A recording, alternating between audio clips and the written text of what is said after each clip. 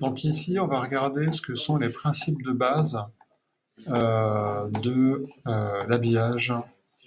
En fait, lorsque vous avez un visuel, là j'ai mis un visuel par-dessus mon texte, donc il est juste par-dessus mon texte.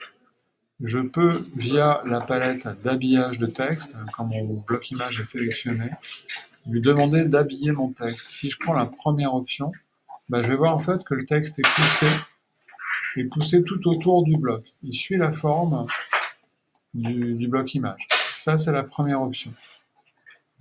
Après, je vais sauter celle-là et je vais revenir. Après, je peux avoir cette option-là,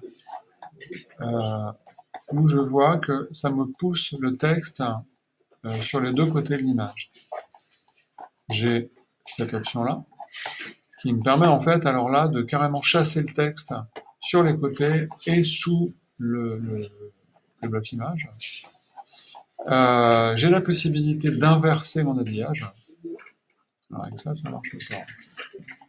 Plutôt avec ça. Voilà. C'est-à-dire que là, le texte va plutôt venir à l'intérieur de l'image et non à l'extérieur. C'est assez particulier. Ça dépend de ce qu'on veut faire. Okay. Et puis sur cette option-là, je vais juste remettre mon bloc à la bonne taille. Sur cette troisième option, je vais avoir la possibilité de demander au texte de suivre la forme de mon objet. Donc là, par défaut, il est en habillage côté droit et gauche, donc je peux lui changer, je peux lui dire que l'habillage à droite, que à gauche, j'ai plusieurs options. On va laisser comme ça.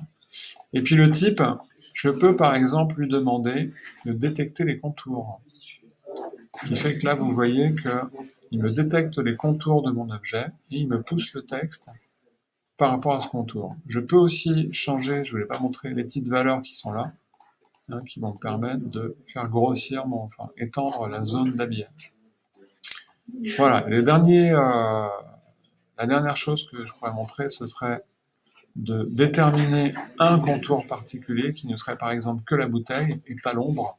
Mais ça, je l'ai mis dans une autre vidéo où je parle des habillages un petit peu plus complexes.